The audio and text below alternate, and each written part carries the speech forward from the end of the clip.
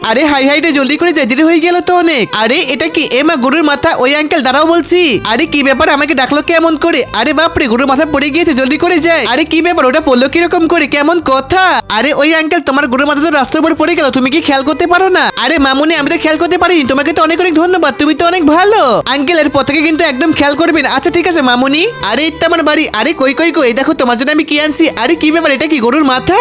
এত বড় গরুর মাথা তুমি কই পাইলে? আরে বাপরে, কত ভারী এটা, এটাকে তো আমাকে ভালো করে পরিষ্কার করতে হবে এবার। এই রাজুর বাবাকে দিয়ে তো কিছুই তো হয় না। হে আল্লাহ, এই পবিত্র কনসেপ্টকে দেখে যারা যারা ভিডিওটাকে লাইক, চ্যানেলকে সাবস্ক্রাইব করে দিবে, তুমি তাদের জীবনের সকল গুনাহ মাফ করে দিও আল্লাহ। কই থেকে যেন এত বড় একটা গরুর মাথাকে নিয়ে চলে আসছে আমার এখানে, এটাকে তো আমার ভালো করে পরিষ্কার করতে হবে। আরে চম্পা, এই দেখো আমি এবার কি করে এটাকে, আমি তো এবার এই গরুর শিংটাকে তো একদম কেটে ফেলবো সুন্দর করে। দেখো দেখো, আরে এই তো কত মজা, কত সুন্দর করে এটাকে কাটা হয়ে গেল। এবার তো গরম পানির মধ্যে এটাকে চুবিয়ে দিব।